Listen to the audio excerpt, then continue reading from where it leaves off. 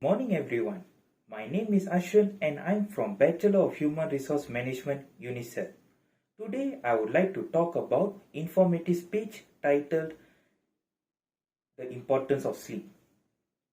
How many of you here got at least 8 hours of sleep last night? This is because finding enough time to sleep and getting a good quality of sleep is harder and harder as our society expects more from us. Most of us treat here sleeping as a luxury rather than a priority. I know I do. College students are among the most deprived people in the country. According to a 2001 study, only 11% of college students get good quality sleep. Being students at OACTON, it means that we have a lot of going on in our lives other than school and don't usually make sleeping as our number one priority. Sleep is important for many reasons, but I'm going to talk about the one most important for us as students. Not sleeping can affect our bodies in both short term and long term. Get good quality of sleep allow us to learn new information and remember previously learned information. The amount and quality of sleep helps learning and memories in two ways. First, a person who is tired cannot pay attention and therefore cannot learn well. Second, sleep itself puts information into our long-term memory. According to Harris Health System sleep specialist, losing sleep during all-nighter study section will actually make it harder to remember the information in the next morning when you are taking the exam. The lack of sleep not only has short-term consequences like poor judgment or not retain information, but it also can lead to long-term consequences like obesity, heart disease, depression, and more. While we are sleeping, our body releases different kind of hormones that regulate our appetite, metabolism, and even blood pressure. Those hormones tell your body that you don't need to eat right now or slow down the blood pressure because we are sleeping.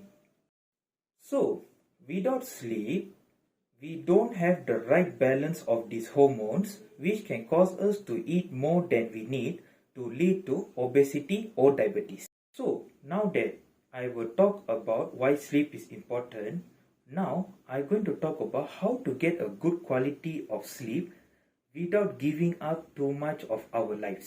Getting a better night's sleep involves keeping your sleeping pattern the same, what you are being exposed right before you go to bed, and exercise. One obvious way to get better quality of sleep is to wake up at the same time every day and to go to bed at the same time every day. But that may not always be possible.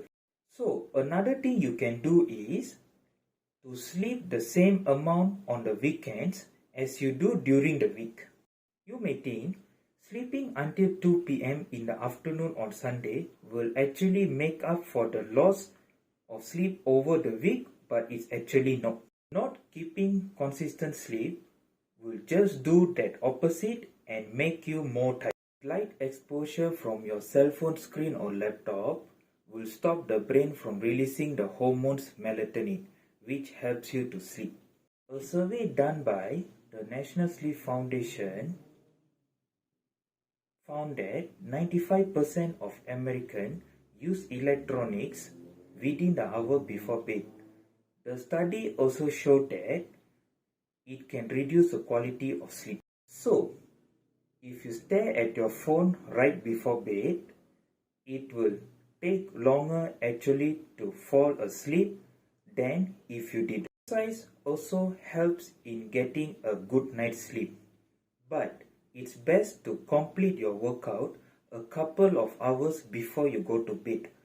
Otherwise, exercising right before you go to bed can make you too energized. Research shows listening to soothing music or reading a book before bed will actually help you to sleep better. And as college student, we have so many boring textbooks laying around you. Could just start reading your maths book and I'm sure you will fall asleep in no time. Finally, I am going to talk about what to do in case where you had to stay up all night or just didn't sleep well. Getting through an all-night study session sometimes not as hard as getting through the next day once the adrenaline wears off and the sun comes out. It's hard to remain focused, feel alert, and appear presentable. You can take some of the following steps to avoid getting trouble of dozing off in class to feel more awake. Water will be your best friend. Not only will drinking water make you feel awake, but it also helps you look it.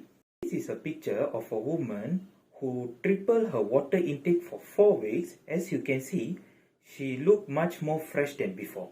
You can drink coffee or other caffeinated drinks or take caffeine pills, but you should expect a crash. This is because caffeine will cover up the sleepiness, but the sleepiness would just keep building up. Taking a short nap between 10 and 20 minutes can really help give you a boost. But napping for longer like 40 to 45 minutes can make you feel groggy. Eating more protein rather than carbs and junk food will also help to re-energize you.